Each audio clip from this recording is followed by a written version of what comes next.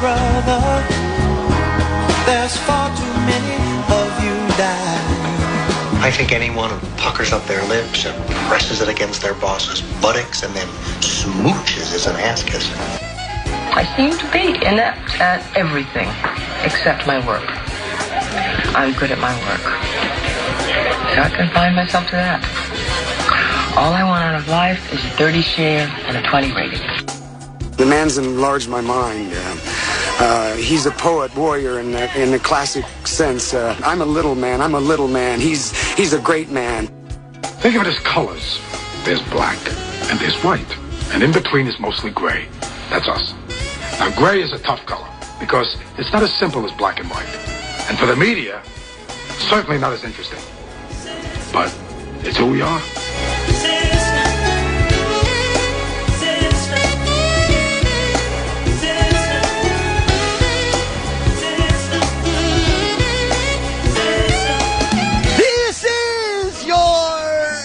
Sean Salisbury have a very good point.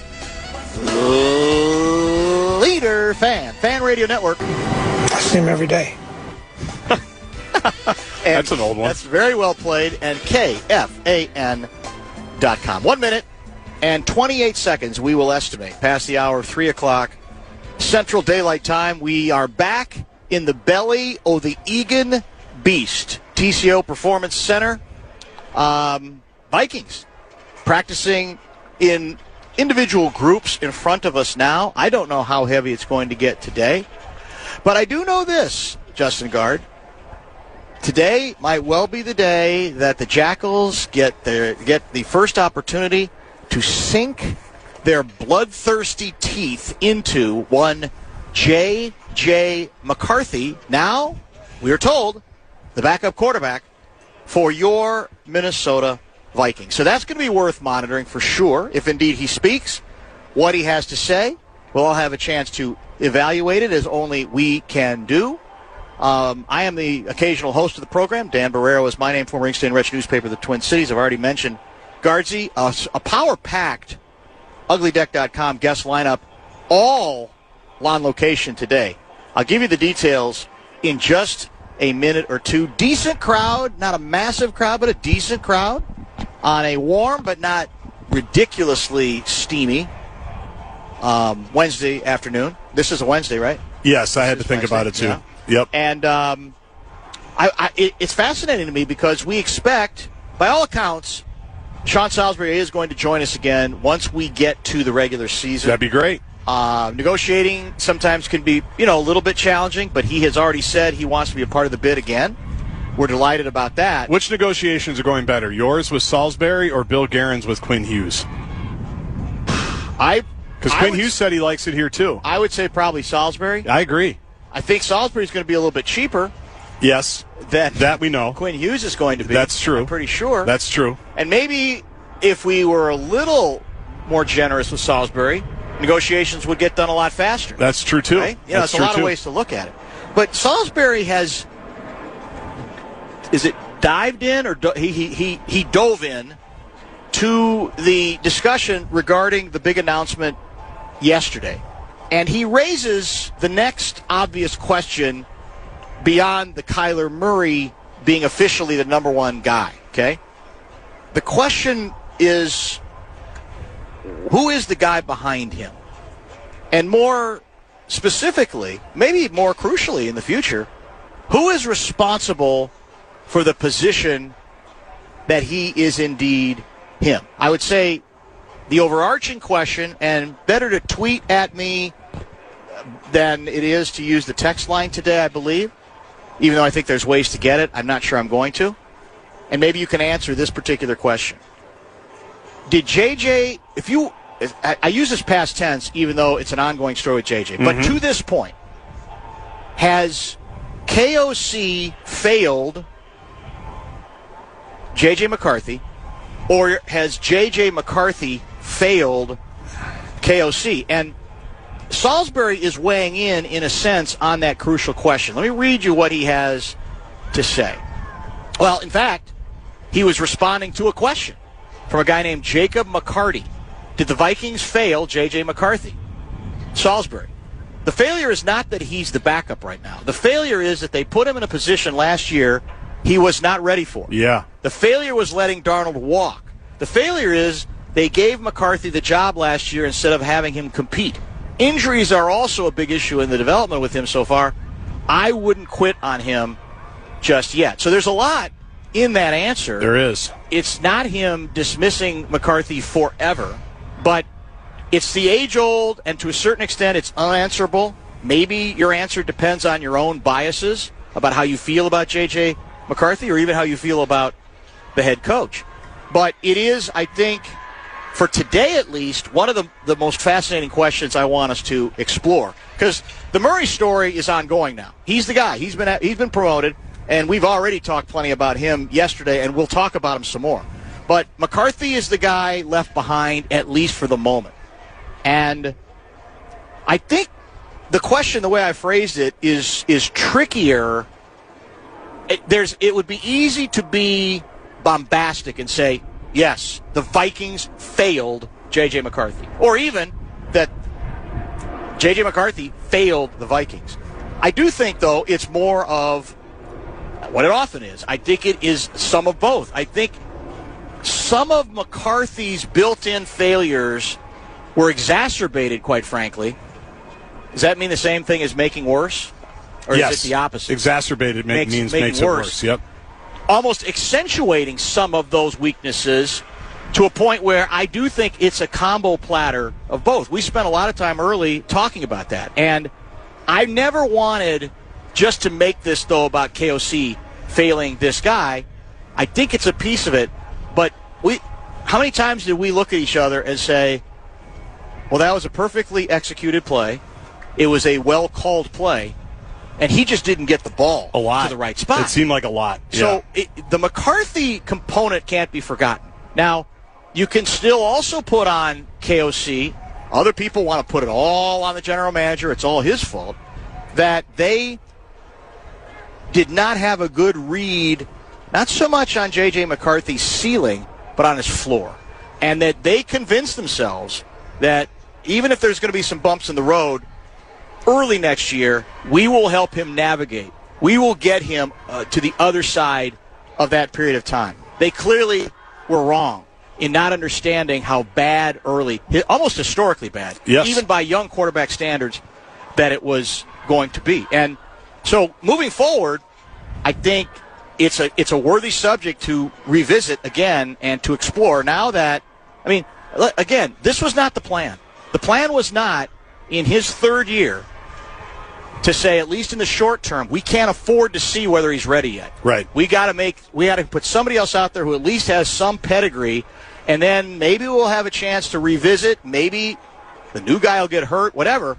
But that wasn't, believe me, there's no way that was the plan. You do that because you feel like either your circumstance, the state of the program, or your lack of confidence in the player himself has conspired to put you in a place where you're going down that road. I think it's a very equal pie chart of blame for everybody, because I think they've all kind of failed in this situation. You know what I think really hurt them is not franchising Sam Darnold. Well, that hurt for sure, but the fact that his entire rookie season was meaningless, that he got hurt. That did hurt. Because I think a lot of the decision to let go of Sam Darnold and then maybe play around with Daniel Jones more than they should have was, because we go back to when JJ got hurt after the Raiders game and they're about to go to Cleveland for joint practices.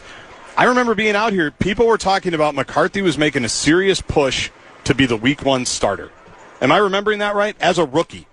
Well, you're remembering that right. I worry that the Jackals were misleading us a little bit on that, because at that point he was the shiny new toy. Yes. But yes, there was that. But fast forward it to, I think the fact, even KOC in Cleveland, when he had to meet the media and explain why JJ wasn't going to be there and what had happened, basically said something along the lines of, we've seen everything we need to see that this guy can be our franchise quarterback. This doesn't diminish our excitement. We can't wait to get him back, and he's going to do everything he can to develop off the field this year, and we're going to go. I think they overvalued kind of how far along they thought he was as a rookie, and that's what informed a lot of their decisions moving forward. And then I mean, I don't know. I'm not a quarterback's coach, but you know this from last year. What bugged me... You thought Vic Viramontes was going to be a Big Ten breakout star. That's what I was told. At the position. What bugged me about the season last year was like all the things that they were talking about during the season. Yes, needed to get better. Yeah, the base balance, body, all that. Rosemary, yeah. And just the way the offense was running and the things they were trying to do, and it was so obvious he wasn't ready for that yet. No, not for most of it. But that's where I think that whole thing... That's on them. Exactly. They thought, well, he's along in the classroom. He's a smart guy. He knows all this stuff. We can do whatever we want. I think your floor analogy is a good one because I just think they obviously misevaluated everything on when he was going to be ready for it. Because if this was just his third season and Daniel Jones was the starter last year and then he went on to something else, it would be a totally different vibe and feeling. But again, my hesitation in going too far down that road is there were too many times where it just looked like he couldn't get the ball there or didn't get the ball there, even though he can. I to do it. And so I don't want to leave that out. But you're back to complicated offense, but it's a complicated offense at the start of a guy who obviously is going to need a minute. In his quarterback journey. Make any sense whatsoever. No. It took away maybe the best chance to ease through it with perhaps a little bit more success. Because early it was alarmingly bad, whether the organization is willing to admit that or not. All right. Let me give you quickly the guest lineup here.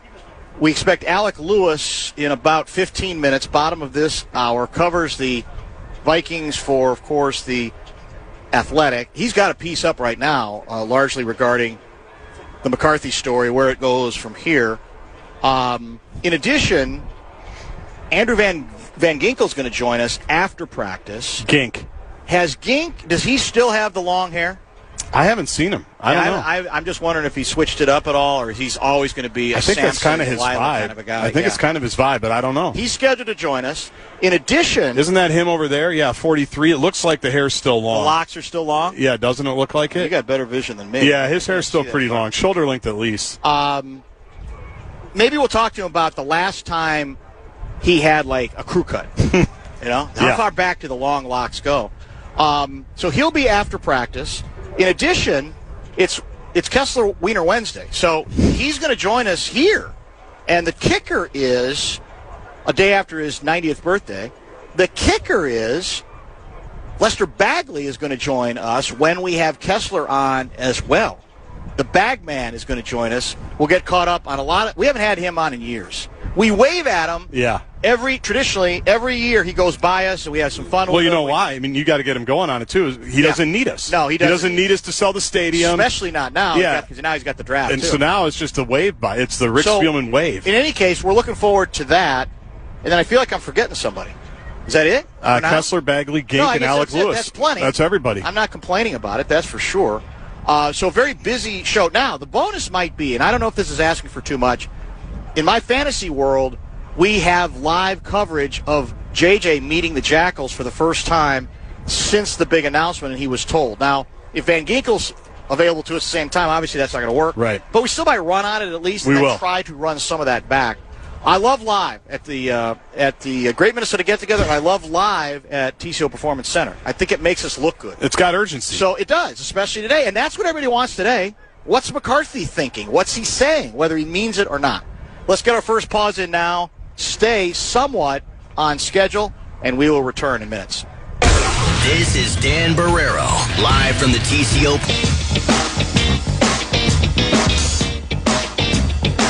Get a front row seat to the Power Trip Morning Show, program password, exclusive KFAN interviews, and more. You can catch the moments, reactions, behind-the-scenes fun you don't get on the radio alone. Watch at KFAN.com/watch, and it's powered by Quantum Fiber Internet.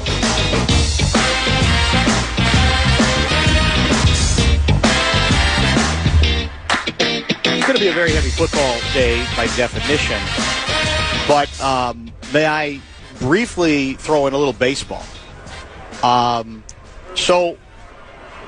Twins have a day game today. Last I saw, they were down 4-1, then went back ahead 5-4. Gutty. In a slugfest early. I don't know. I have not checked lately what the score might be there. But are you old enough to remember the 1987 ALCS.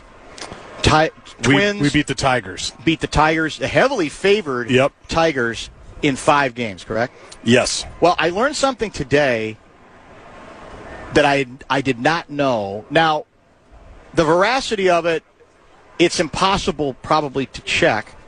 The source, to a certain extent, one would say is impeccable because it's Dan Gladden.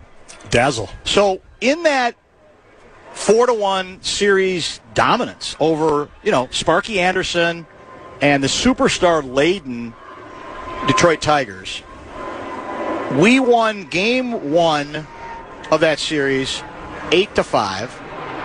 We won and eliminated the Tigers in Game 5 of that series 9-5. Here's what's interesting. The losing pitcher in both of those games is a longtime veteran. I think he pitched everywhere, named Doyle Alexander. Yep. Okay? Alexander, in those 2 games, gave up 10 earned runs, which would suggest, and again, the Tigers lost both of them. The Twins scored a grand total of 17 runs in those 2 games, which would indicate that it was not stellar work by Doyle and even perhaps some relievers as well. But he gave up 10 runs between the 2 games. Gladden today on the Twins broadcast said, well, the real story is we figured out his ball and strike pitch signals. In other words, fastball or changeup or curveball, that he had a system that they had a technical guy who legally figured it out, and that they knew once they did figure out almost every pitch that Doyle Alexander was going That'll to make throw, it easier. And they knocked it around. I think in one of the games, Gaetti had 2 home runs against him. Let me check that. Game 1 was October 7, 1987. How old were you then? I was 5. You were 5 years old? This is like my first sports memory, 1987. This is it. I would rent the VHS copy of the 1987 World Series highlights with Al Michaels and everybody, and I would watch it over and over, and then I would take it back to the video store, and the guy would say, what do you want to get now? And I'd say, can't I just rent this again? I just wore out this video. Is that right? Yes, over and over. As a 5-year-old, absolutely. So in that first game, Gladden goes 2 for 4, Puck 1 for 4, Gaetti 2 for 3, both hits, home runs, both off of Doyle Alexander. Basically, we dominated offensively. We ended up that game with 8 runs, all earned on 10 hits, and we won it going away, and that, as I said, includes the 2 home runs. That's Game 1 off of Doyle. Then you get to the clincher, 9-5. Let me check that box score. What do we do there? Look at this. Kyler Murray deep ball to JJ, by the way. That was the crowd. Perfectly thrown? No. Good catch by JJ. Oh. Looked like he had to come back to get it. Well, the Jackals, though, they've already decided, they've forgotten what they wrote 2 days ago, that he was struggling. Now I'm reading stories like, well, from the beginning. Greatest day ever. It's every day has been like his anticipation. It's like, this is how he won the job already. Yeah. He won the job because he's not J.J. McCarthy. Stop it. 7-5. That Twins doesn't mean won. he can't be any good, but come on. Twins just put the finishing touches on a 7-5 victory. They needed it. Yep. They definitely needed it. Doyle Alexander. Look at this in the clinching game. Gladden 2 for 6. 3 for 6. Gagne batting second, the shortstop, 2 for 4. Puckett 2 for 6. Herbeck 2 for 5. Gaetti 1 for 4. Bruno 3 for 5. Tom Bernansky. Any dongs? Bruno 2. Although neither of them off of Doyle Alexander, but Doyle in that. Let me get his line in that second. The line's not listed here, but I'd never heard that before. He basically said, "We figured it out," and again, that's legal. That's not circumventing the rules. If you can figure stuff out on your own, right, or have people who do it, and he claimed that the Alexander approach was he would add or subtract, like if a fastball's 1, let's just say a curveball 2.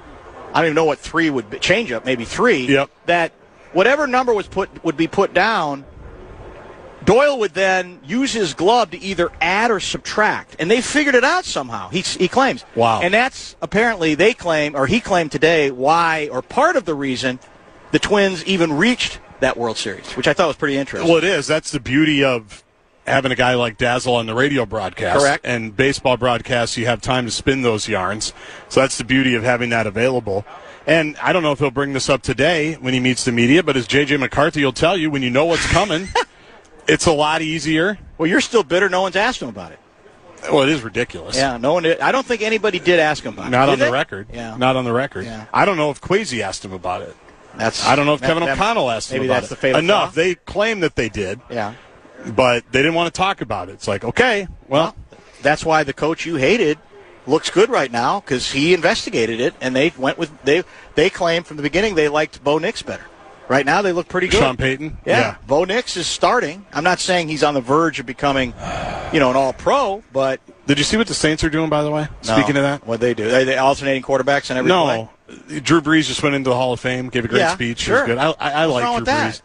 Did you see the night that they picked the Saints to re-honor Drew Brees for his induction into the Hall of Fame? No, I wonder when that's going to be. When they take on the Minnesota Vikings. Isn't that nice? Well, what's wrong with that? It's just rubbing it in. Is it a night game? Is that one of our night games? I don't know. Oh. I don't know. You think that's purposeful? They're rubbing it in. They're trolling us again. Maybe it's just a really good date for everybody. Drew's available then? Drew's available, whatever. You're not buying it, are you? I'm not buying it. You still got a lot of baggage from that game. So much baggage. I understand that. All right, again, Lester Bagley after practice. Pat Kessler, if he can get in, unlike Lavelli Neal III, even though you basically have all but held his hand to get his credential for him with Chad Abbott. Is that Jordan Mason? Look at the run game. Or is that our rookie? No, that's Mason. That's Mason. Yeah. I know that's too slow. Our rookie's a lot faster than that. You're right. A lot faster. You're right. But he got there. Was that on a catch or a run? I think that was a run around the outside right zone. Edge. Yeah. Outside zone. It's unstoppable, apparently. Maybe we just shouldn't throw at all. I mean, that's PJ Fleck's dream. That's true. That's not He Kevin wants to get back O'Connell's to that dream. for sure. That's not Kevin O'Connell's dream. Andy Van Ginkel. Is it Andrew or Andy? Andrew. Or just Gink? Gink. When I was texted I don't to like me, calling him Gink. Well, we don't have a good vibe with them. Well, no, it's not that. It's a word that people associate too much with other stuff? with a bad word, like a word that is usually meant in a pejorative way, right? So I'm going to go. You can call him Andrew. Andrew Van Ginkel. Yeah. And maybe just Andrew. Remember, his wife had the tweet of the year last year. Do you remember that? Which one was that? Where she said she was investigating bye-week activities for the teams. And that's right. That was. Thankfully got a heads up from somebody that a boat on Lake Minnetonka would not be the way to go. That was well played. She didn't know Vikings history that well. That was well played. That's the greatest tweet ever. Yeah, it's hard to top that tweet. That's the kind of sense of humor we're all looking for. In any case, he's supposed to join us after practice. I think I've laid everybody else out, except for, on the other side of this break, Alec Lewis is going to join us. We'll find out what he has in store for the backup now, officially backup quarterback, who also is expected to meet the Jackals after practice today. So stay tuned for a very busy show from TCO Performance Center. Vikings practicing as we speak to our right on a warm but not ridiculously steamy Wednesday afternoon here in the Twin Cities. Back in a minute. You can stop by KFAN events or find the KFAN street team out and about to get yours. Then you can go to Mall of America and redeem them for exciting prizes and great deals. See the full event schedule, KFAN.com, keyword calendar.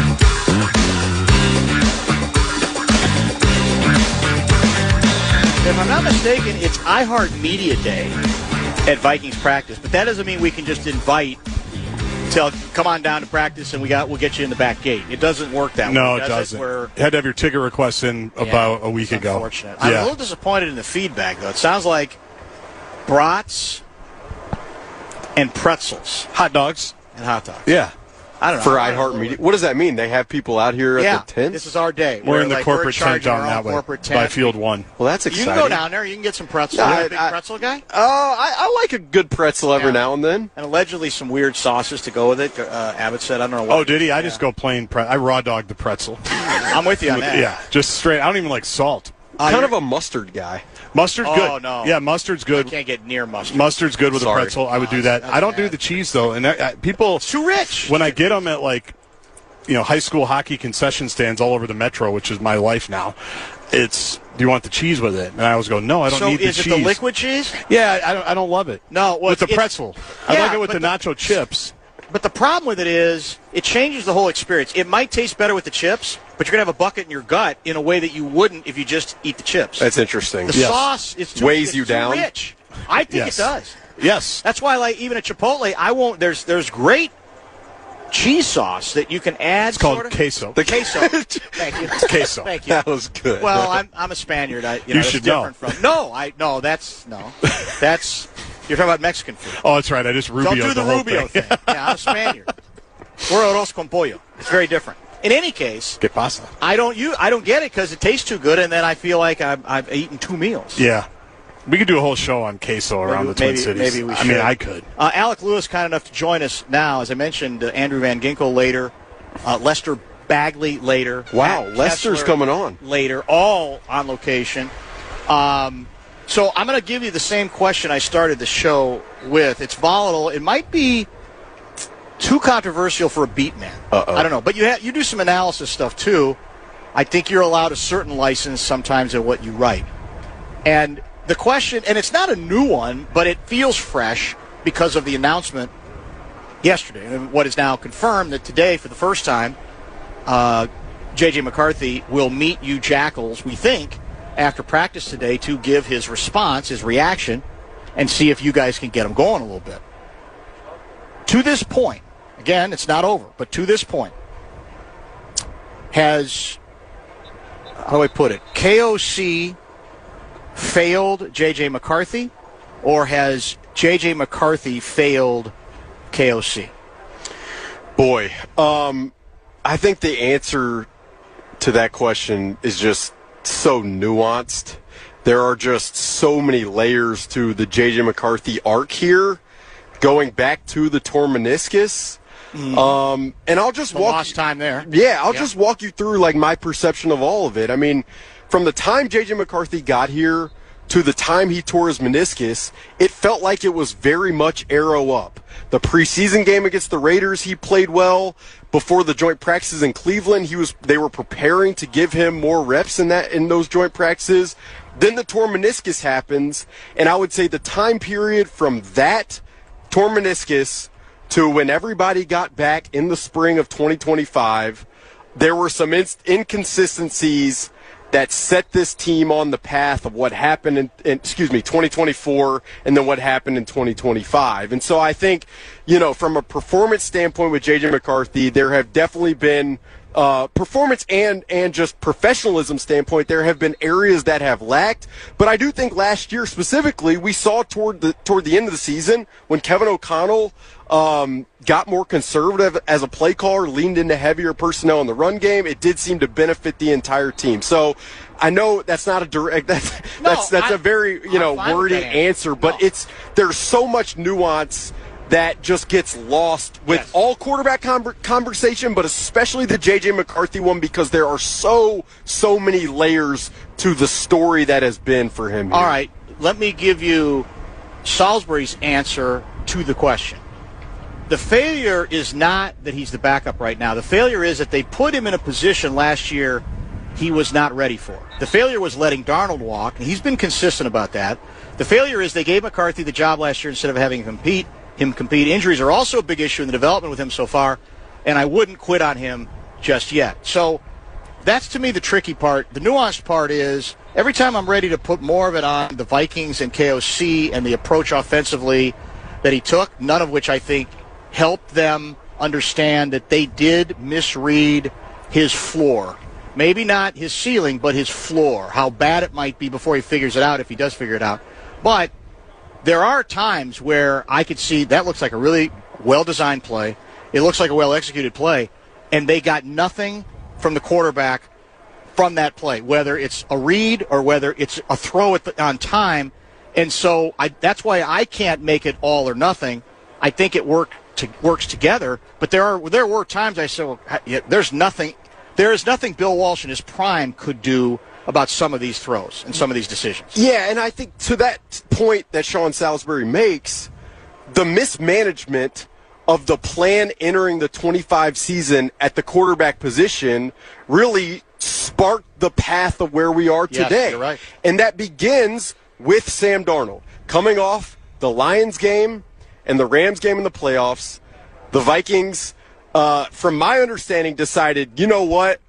We're not prepared to offer Sam Darnold a long-term opportunity. So if we can find a player who we have in our building in Daniel Jones to be the guy as a bridge to pair with J.J. McCarthy, then we set ourselves up optimally. Now, the miscalculation there was overconfidence from Kevin O'Connell and Kwesi Adofo-Mensah that Daniel Jones was going to come back here because of his experience here. That he lost himself in their eyes because of he was dazzled by what they could bring. And that overconfidence ultimately paid a price where it led them down the road of Aaron Rodgers, that conversation, and then later on acquiring Sam Howell. And the idea that they wanted to bring back Daniel Jones tells you everything you need to know about what insurance they felt like they needed for J.J. McCarthy that ultimately they didn't find until they brought in Carson Wentz. So, yeah, I mean, I think, there is blame, there is responsibility on a lot of sides here. It's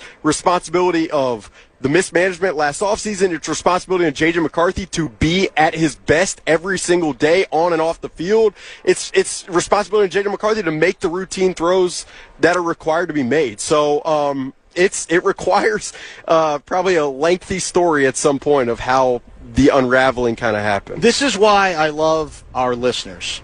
And occasionally I actually listen to the right ones rather than the lunatics, because every show has lunatic listeners. We love them all, but there's a tendency to assume, well, that's the average thinking on this. Well, no, it really isn't. But I like what Matthew raises via X. I don't think the Wilfs should be without some blame, too.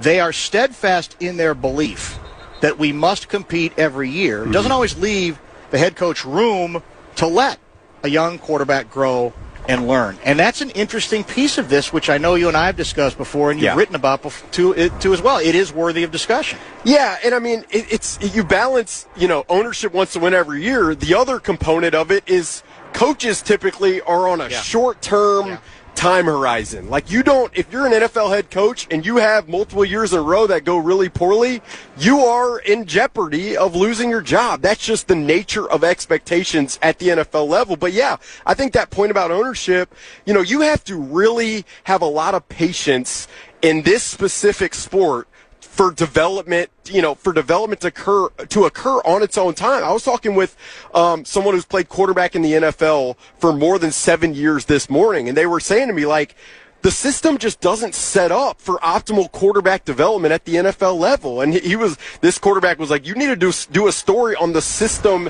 in place for quarterback development, which I do think is I probably should at some point. How is Matt Castle? Yeah. Forgot about that. Remember him? He's big time now. Yeah. What's he doing? College football on NBC. Analysis? I think he did a podcast with iHeart. Yeah, Bobby Bones. Yeah. He's big time. Everybody does a podcast. So, you have to. It's kind of part of it. How's the Alec Lewis show going? The Alec Lewis show is going fine. I get myself into trouble every now and then. That's good. Say too much. That's good. Yeah. That's good. So I'm scrolling through your lengthy piece today, which is about the news and now basically what's next for McCarthy. Give me what you would view as your most compelling or interesting nugget that you are trying to get across to the listeners about, all right, what next? What happens? How does this play out for JJ? Yeah, Kevin O'Connell for years now has talked about the importance of the environment in the quarterback room.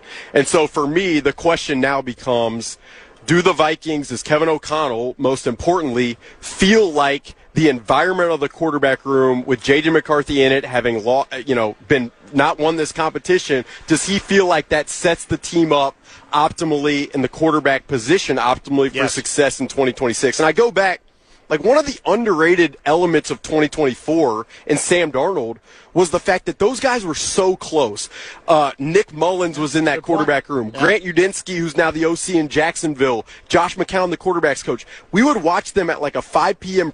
after a practice on Wednesday nights before Sam Darnold did his press conference, and they were all together, all the time, communicating all the time. You need that for success at this position. And so, for me, that becomes the most important question related to J.J. McCarthy is, does he handle it in a way that allows the quarterback room to maximize what's possible in there? Does he have much of a choice at this point, even if he feels wronged? It's back to how much equity does he really have beyond his great college career? It was wonderful at the start. Doesn't have to mean it's over.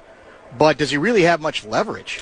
Yeah, I mean, I think that's a very fair question. I think the other fair question is, like, what other situation that you could try to put yourself in would be a better circumstance than where he is right now? And so I think, again, I think that's a really good question. The leverage, the leverage he has is to make it so difficult internally that the Vikings that the Vikings feel like, from an organizational perspective, to do what they want to do in 2026, which they have not hid this at all. They want to win right now because they haven't won a playoff game since 2019. Justin Jefferson's not won a playoff game, and he's 27. Kevin O'Connell's entering his 5th year. He hasn't won a playoff game. So they want to win right now, and if they feel like, or if J.J. McCarthy becomes an impediment to doing that, that would lead you down the road of then figuring out what's possible. Now, I've asked people in the league last night and early this morning, like, so what is the return that even makes sense? And, like, the conversation that I've had, like, a 5th-round pick is really where you start. And so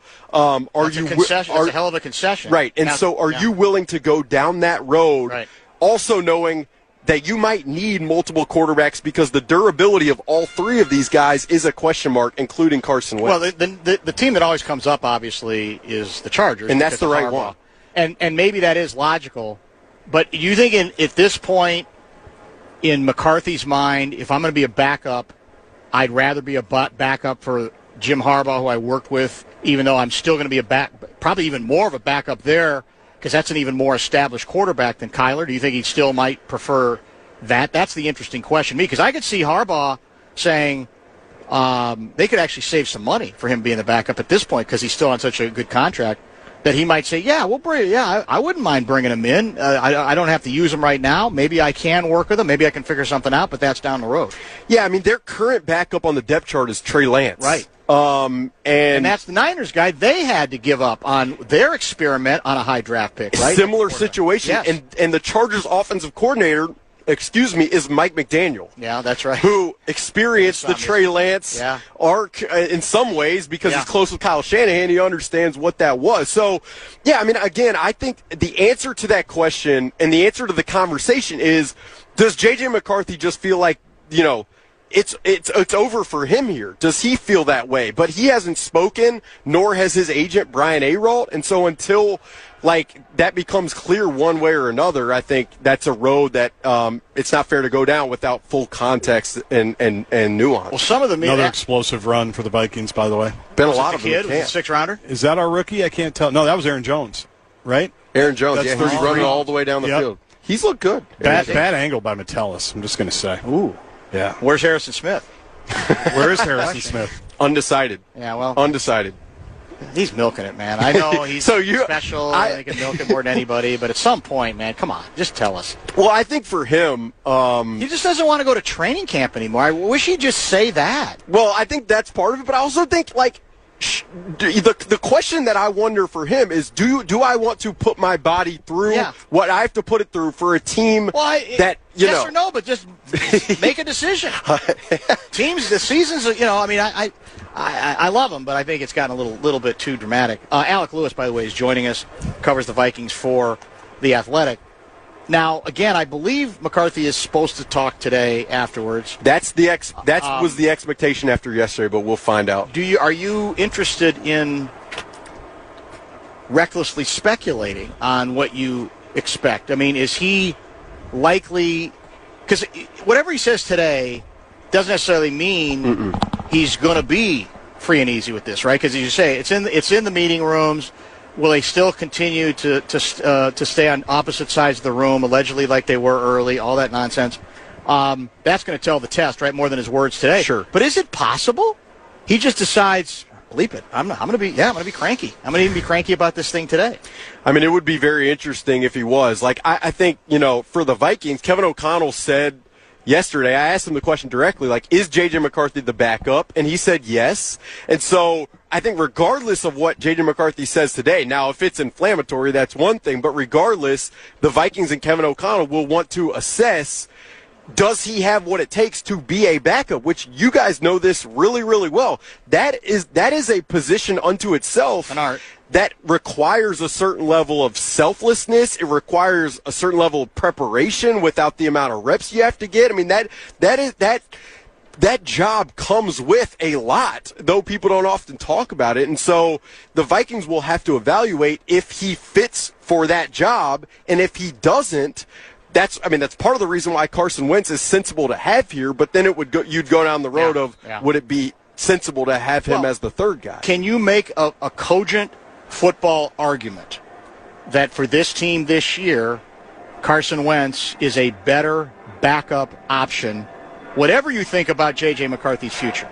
Yeah, I definitely think you can make that argument, because last year Carson Wentz, while I didn't think he performed at an unbelievable clip, Carson Wentz definitely moved the offense in the passing game. I just go back to that game in London. Yeah. There were downfield attempts to Justin Jefferson. Mm-hmm. I don't know how if all of them were accurate, but Justin Jefferson, I believe, tallied perhaps his highest yardage that day, week 5 in London. So, yeah, I think you can make a very convincing argument that Carson Wentz, you'd have more trust that right now to win a game, he would be the more advantageous guy. Now, with J.J. McCarthy, there could be more upside to what's possible, and yes. That's a different question. That really becomes a question for the coaching staff. Which would they prefer for right now? And because they are so committed to winning right now, I think it would lend your mind to go one way. Were you in the audience for the B-Flow lecture today?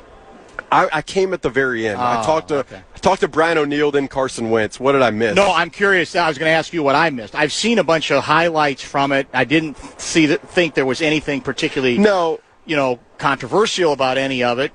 He's usually pretty willing to talk about his defense, and we probably on this show haven't talked enough defense because it's been either quarterback or offensive line. I just get because of history, I get really skeptical of assuming, wait till you see this defense, because sometimes I think it looks in training camp better than it is, in part because the offense is struggling. Now, I'm not saying it's a bad defense. It's obviously a well above average defense.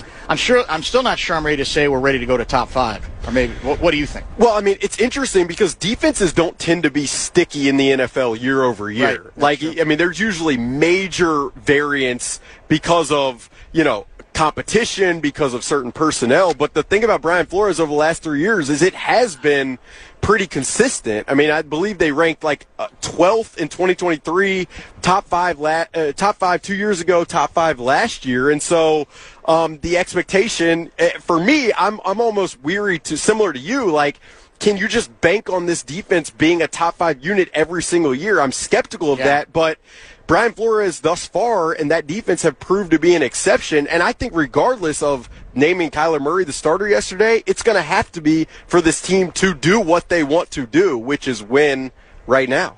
We got Van Ginkel scheduled for after practice ends. What do I need to talk to him about? Where is Van Ginkel? Maybe because 2 years ago he was absurd, right? He was really good. Yeah. Last year, I'm not saying it was bad. He didn't match some of the numbers. Maybe that was going to be unrealistic.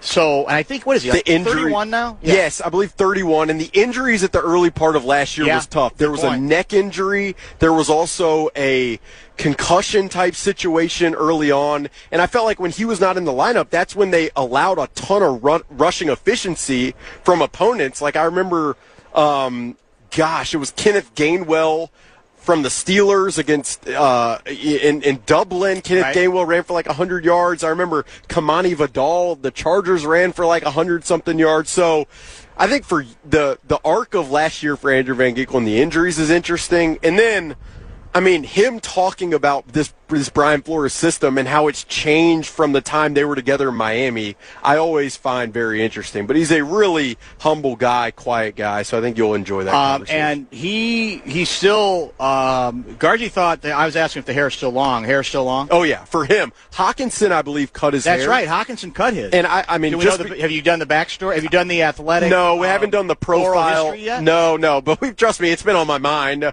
Just had to get through some quarterback stuff, and then we'll get there. But the other two things you asked about Brian Flores, I did hear him say in the last 3 minutes of the press conference today that the run game has given them some trouble. And I do think that's notable. We've talked a lot about the run game, and we'll all find out once the season starts if they do commit to it. But just the way they're training it and practicing it thus far has been different, and I continue to say that that's notable in my mind. I'm trying to look up quickly the numbers here. Yards per game, opponents' yards per attempt. Rushing. Last year, 2025, my recollection is I guess we were okay. We were 8th. So is there any one area that you want? I mean, I guess I'm asking you to get gritty on the defense. Is there a particular area that you say, okay, here's where it could get better, actually, despite the fact it's been pretty consistent without having to be able to count on an offense to do its end of the job? Well, I think in 2024 they forced so many turnovers. Yeah. That backed up last year, and you guys don't need to tell. I don't need to tell you the significance of that statistic to winning, but I do feel like the more the offense can put the team in a position where they're not playing from behind, the more aggressive Brian Flores and that defense can get, which maybe can create more splash plays. And so that's probably the path.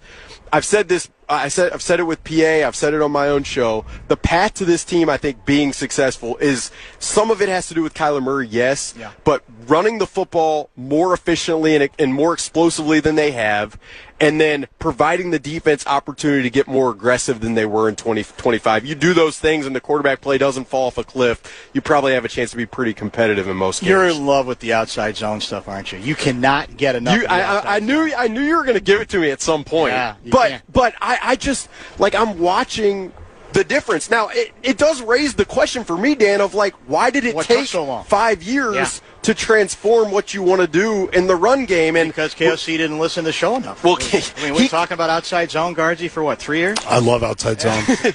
You love the cutbacks and the beauty of you just wait, you wait, that one angle, foot in the grass, and you're gone. That's pretty exceptional. Well, when Kevin O'Connell came on the show with you and you guys were talking about it, he said, after 4 years, you kind of need somebody to pop the hood every now and then, and that became Frank Smith, the assistant head coach. But, I just pop the hood sooner. Well, I will just say, like, check engine light was on. As an analyst, like, I juxtaposed that comment with sitting at the NFL Combine after the 2022 season, and them saying they were reevaluating their run game. So that's where it becomes difficult for me, and you try to be as fair as possible. But the run game, it's funny because I'm like this. I love analytics. I love data and all this stuff. But, like, every conversation I've ever had with a player or coach, they talk about how much that changes the feeling of the game. So that's why I talk about it as much as I do. That's why I appreciate that you have asked him about it now for multiple years. McCarthy just got sacked. Doesn't look happy.